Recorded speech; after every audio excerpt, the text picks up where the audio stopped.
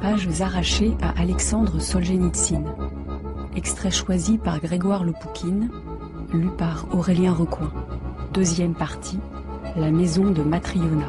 Parmi les rares œuvres de Solzhenitsyn qui n'ont pas été censurées en Union soviétique et qui ont été publiées en russe du vivant de l'auteur, une nouvelle d'abord intitulée « Le juste sans lequel il n'est de village qui tienne », écrite en 1959, est parue en 1963 sous le titre « La maison de Matriona ». Ignatitch vient d'être libéré après 10 années d'internement dans les camps soviétiques. Il n'aspire qu'à une chose, la tranquillité et la fraîcheur. Il accepte alors un poste de professeur de mathématiques dans un petit village, isolé dans la campagne profonde du pays. La poétesse Anna Akhmatova écrivait à propos de la maison de Matriona « C'est plus terrible qu'une journée d'Ivan Denisovitch, parce que ce n'est pas seulement Matriona, mais toute la campagne russe qui passe sous la locomotive et se retrouve en 1000 morceaux. » Extrait.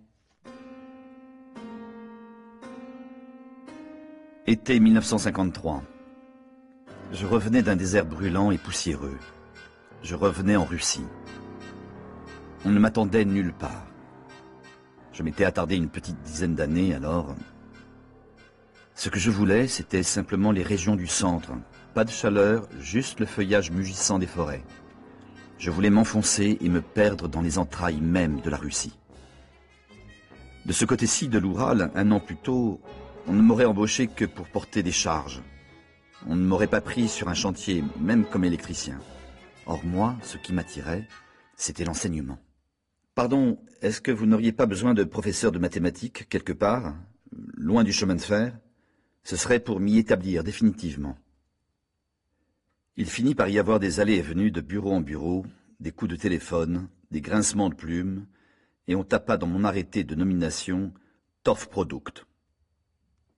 Torfprodukt. Diable. Tourguenieff ne se doutait pas qu'on pouvait fabriquer des noms comme celui-là en russe. À la gare de Torfprodukt, un baraquement provisoire et décrépit en bois gris et dessus cet avis formel. Ne montez dans le train que du côté de la gare. Quelqu'un avait ajouté ces mots tracés avec un clou et sans billet. Et on voyait près de la caisse cette inscription gravée pour de bon au canif avec le même humour morose. Il n'y a pas de billet. Ce n'est que plus tard que je fus en mesure d'apprécier le sens de ces ajouts. Il était facile d'arriver à Torfprodukt, mais non d'en repartir. La cité avait poussé comme elle avait pu entre les tourbières. Une cheminée d'usine fumait au-dessus. Un chemin de fer à voie étroite la parcourait de ci, de là, et de petites locomotives, crachant elles aussi une fumée épaisse, allaient avec des sifflements perçants des wagons chargés de tourbes brunes, de plaques et de briques. Je pouvais supposer sans risque d'erreur que, le soir, un haut-parleur s'époumonerait au-dessus de la porte du club et que des ivrognes erreraient par les rues et que cela se terminerait par des coups de couteau. Voilà donc où m'avait entraîné mon rêve d'un petit coin tranquille en Russie.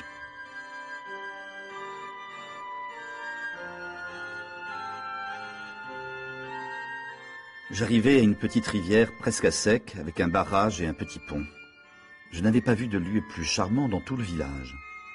2 ou 3 saules, une petite isba toute de guingois, des canards qui nageaient sur l'étang et des oies qui secouaient leurs plumes mouillées en se hissant sur la rive. La maison de Matriona était dans le même coin, toute proche, 4 petites fenêtres alignées donnant sur le côté frais de derrière, une toiture de copeaux à 2 pentes, avec une lucarne de grenier aménagée. Une fois l'entrée franchie, un escalier intérieur menait à une réserve que la toiture surplombait à grande hauteur. À gauche, d'autres marches menaient sur le toit. À la 2e chambre, la belle chambre, comme on disait, un bâti sans cheminée, indépendant.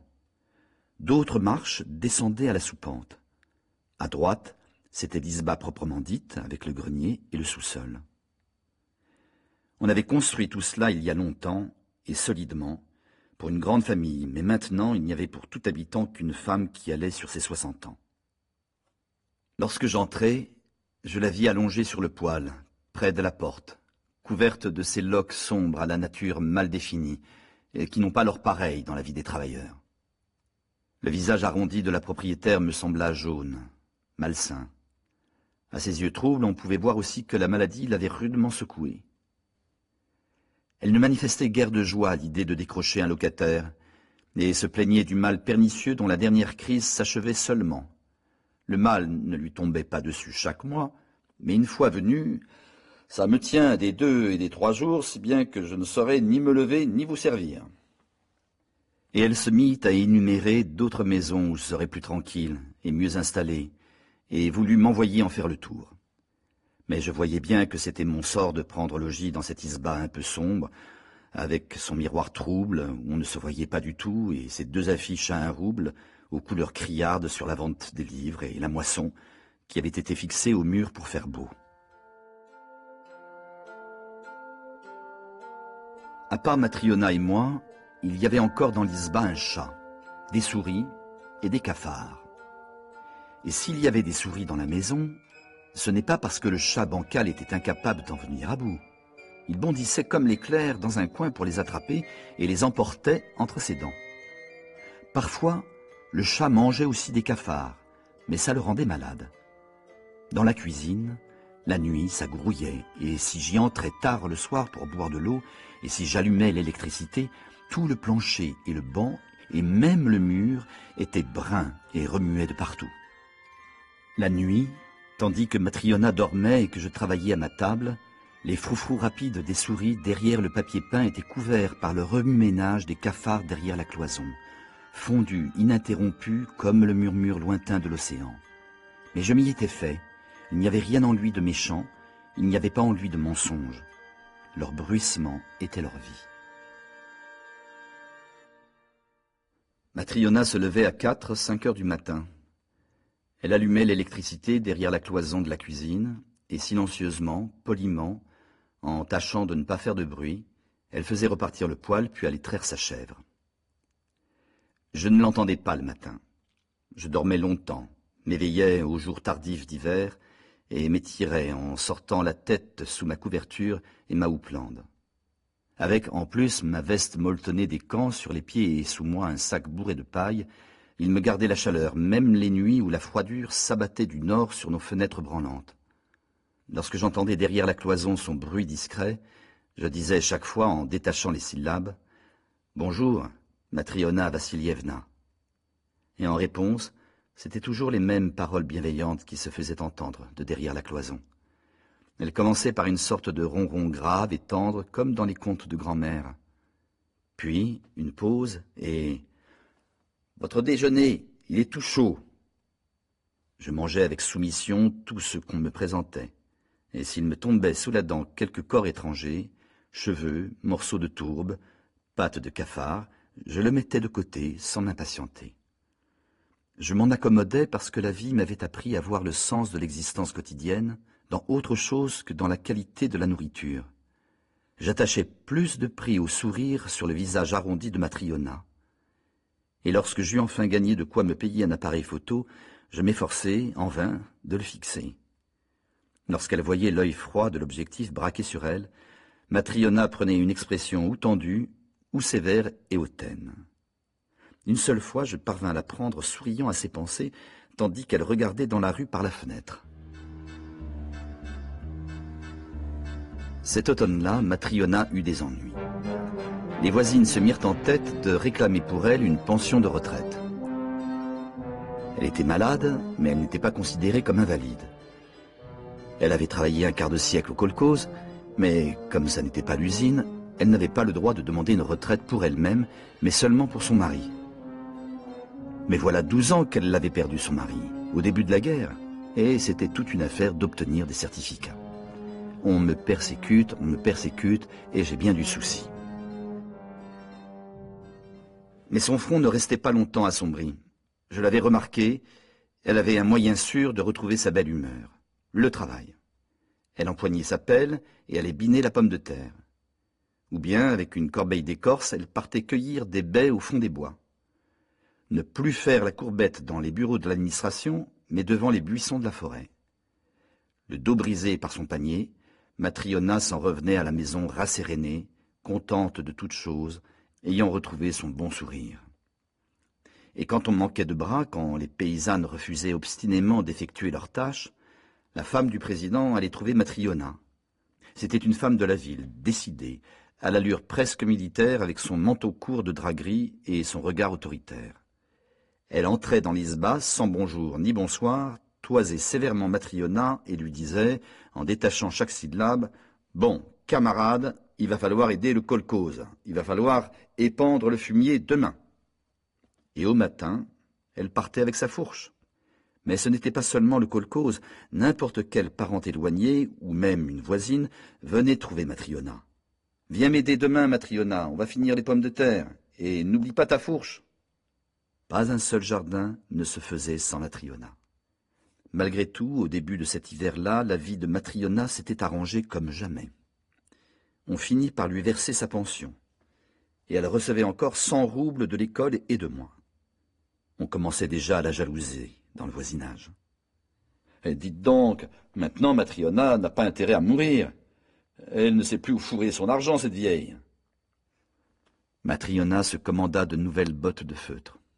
Elle s'acheta un nouveau gilet, et elle se fit faire un manteau d'une vieille capote de cheminot que lui avait donné un mécanicien. Elle était toute joyeuse. Moi aussi, j'aurais eu un petit temps de vie tranquille, grâce à Dieu.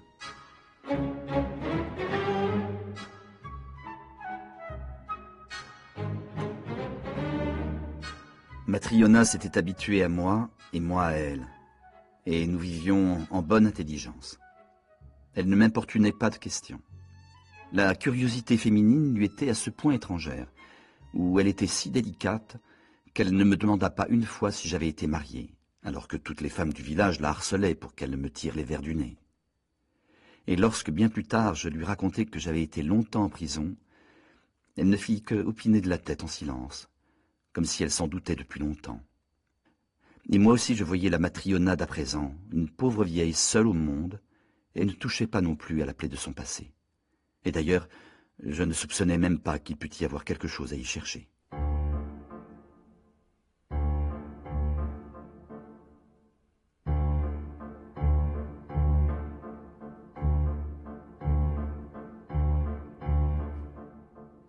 Un soir, en revenant de l'école, je trouvai quelqu'un à la maison. C'était un grand vieillard brun. Il tourna lentement sa tête imposante vers moi et m'appela de façon inattendue. « Petit père, mon fils est votre élève, Grigoriev Anton. » Il aurait pu ne pas continuer. Malgré tout mon désir d'aider ce digne vieillard, je savais et je repoussais à l'avance toutes les choses inutiles qu'allait me dire maintenant le vieil homme. Grigoriev Anton était un gamin aux grosses joues rouges de la classe de 8e D, qui avait la mine d'un chat qui s'est gavé de crêpes. Il restait assis sur son banc, il souriait paresseusement. Il se moquait tout simplement de nous.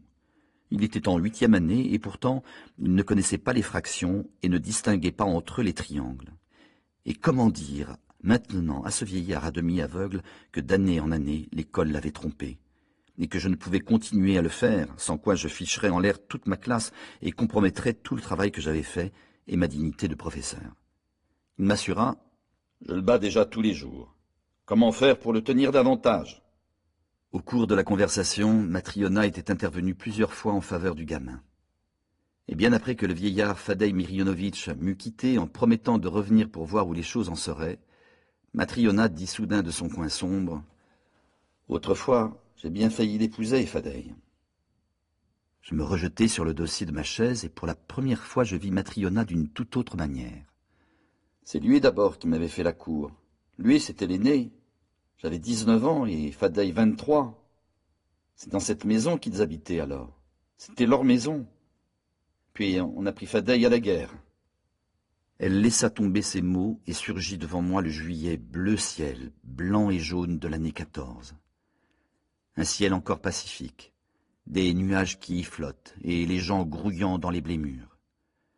Je les imaginais côte à côte, un grand gaillard tout noir, la faux sur l'épaule, et elle, rouge, tenant à brasser une gerbe, et une chanson sous le ciel comme maintenant on ne saurait plus en chanter. Il est allé à la guerre et il a disparu. 3 ans je suis resté dans ma coquille. J'attendais. Et pas un mot. Pas même son corps.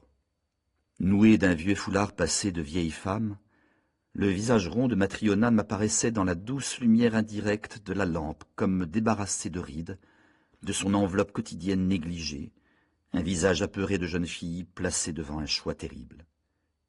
Oui, je comprenais. Les feuilles s'envolaient, tombait la neige et puis fondait.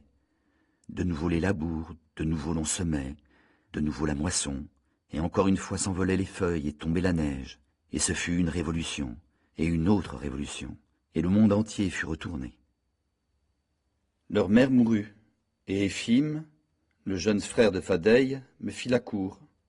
Façon de dire, tu voulais venir dans notre maison, eh bien viens quand même. Éphim était plus jeune que moi, d'1 an. Il manquait de bras dans la famille, alors j'ai accepté. Nous nous mariâmes à la Saint-Pierre, et à la Saint-Nicolas d'hiver s'en revint Faddeï, des camps de Hongrie. Matryona ferma les yeux, je me taisais. Elle se tourna vers la porte comme si celle-ci était vivante. Il s'est arrêté sur le seuil, j'ai crié, je me suis jeté à ses pieds. « C'est bon, dit-il. Si ce n'était pas mon propre frère, je vous aurais abattus tous les deux. » Je tressaillis.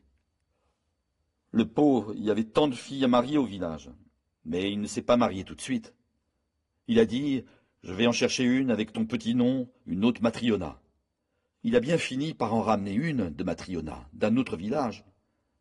Et ils se sont construits une maison à part, et c'est là qu'ils vivent encore. Tu passes tous les jours devant pour aller à l'école. Mais ce qu'il en ressortait, c'était que ma Matryona n'avait rien à regretter. Faddeï avait battu sa femme toute sa vie, et la battait encore. Faddeï, lui non plus, n'avait rien à regretter. L'autre Matryona, sa Matryona, avait accouché de 6 enfants, et ils avaient tous vécu. Tandis que Matryona et Éphim ne pouvaient garder leurs enfants. Avant même d'atteindre 3 mois, et sans être malades, ils mouraient tous. Une de mes filles, Helena, venait tout juste de naître. On l'a lavée, elle était vivante, et elle est morte aussitôt. Il n'y a même pas eu besoin de lui faire la toilette des morts. Et les années coulaient comme l'eau sous les ponts. En 41, on ne prit pas Faddeï à la guerre à cause de sa mauvaise vue, mais on prit Éphim. Et comme son aîné, au cours de la première guerre, le cadet fut porté disparu au cours de la deuxième. Mais lui, il n'en revint pas. La maison, autrefois bruyante, pourrissait, vieillissait, et dedans, Matryona l'esselée se faisait vieille. Et elle avait demandé à l'autre Matryona, la chienne battue, un petit morceau de sa chair, une goutte du sang de Faddeï, sa benjamine, Kira. 10 ans, elle l'avait élevée ici comme si c'était sa propre fille, à la place de ceux qui n'avaient pas vécu. Et peu de temps avant mon arrivée, elle l'avait mariée à un mécanicien de Tcherousti. Souffrant de ses douleurs, sentant sa mort venir, Matryona avait dès ce moment dit sa volonté dernière. Le corps séparé de la maison, la belle chambre comme on l'appelait, irait à Kira après sa mort. Ainsi, ce soir-là, Matryona s'ouvrit tout entière à moi. Et comme cela arrive souvent, le lien et le sens de sa vie à peine s'étaient-ils fait visibles pour moi, qu'ils entraient en mouvement. Kira arriva de Tcherousti, et le vieux Faddeï s'agita. Pour se faire attribuer et conserver un bout de terrain à Tcherousti, il fallait que les jeunes mariés y aient un bâtiment quelconque. La belle chambre de Matryona convenait parfaitement. Matryona n'en dormit pas 2 nuits. Il ne lui était pas facile de se décider. Elle ne déplorait pas la perte de la chambre, comme en général elle ne regrettait jamais ni sa peine ni son bien. Et la chambre était de toute façon destinée à Kira. Mais ce qui l'angoissait, c'était de commencer à démolir le toit sous lequel elle avait vécu 40 ans. Et Faddeï s'en vint avec ses fils et ses gendres par un matin de février, et 5 haches cognèrent à la fois. Les planches qu'on arrachait se mirent à crier, à grincer. Puis ils vinrent chercher la chambre désarticulée, os par os, pour l'emmener en tracteur suivi de 2 traîneaux. Matryona voulut les accompagner.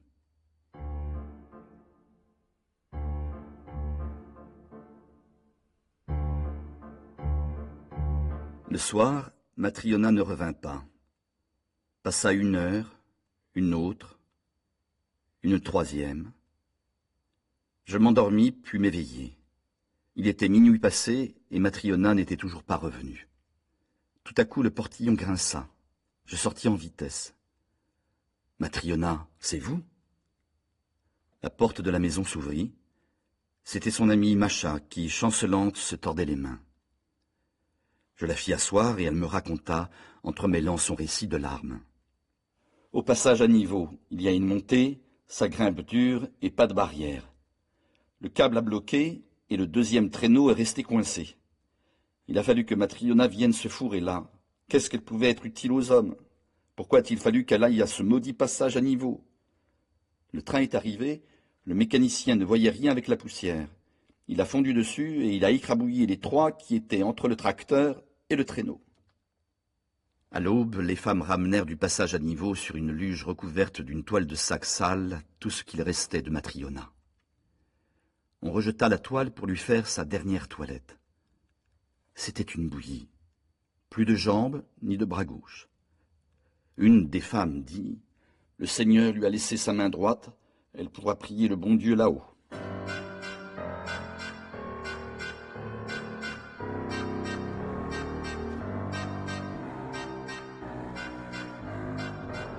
Dans le cercueil, il y avait Matryona.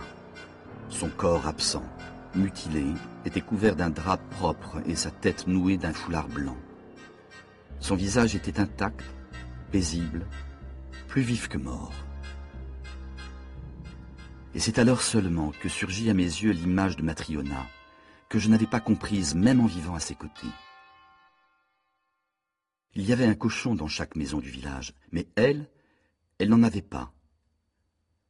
Quoi de plus simple que d'élever un porcelet avide qui ne reconnaît au monde que la nourriture? Lui préparer sa pâtée 3 fois par jour, vivre pour lui, et ensuite le tuer et avoir du lard. Mais elle n'en avait pas. Elle se moquait bien de monter sa maison. Elle ne s'éreintait pas pour s'acheter des choses et ensuite les garder plus précieusement que sa propre vie. Elle ne courait pas après les atours, après les vêtements qui ornent les laids et les malfaisants.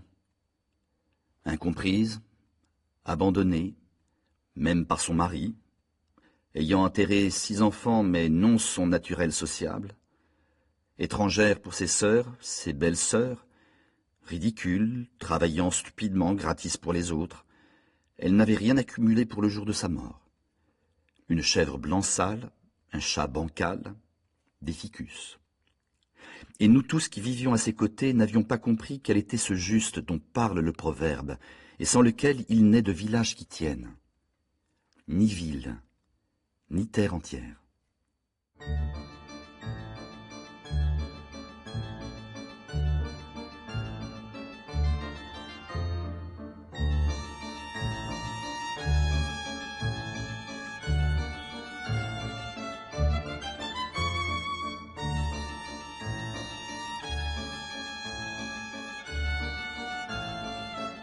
C'était Pages arrachées à Alexandre Solzhenitsyn, avec Aurélien Recoing et Marina Moncade.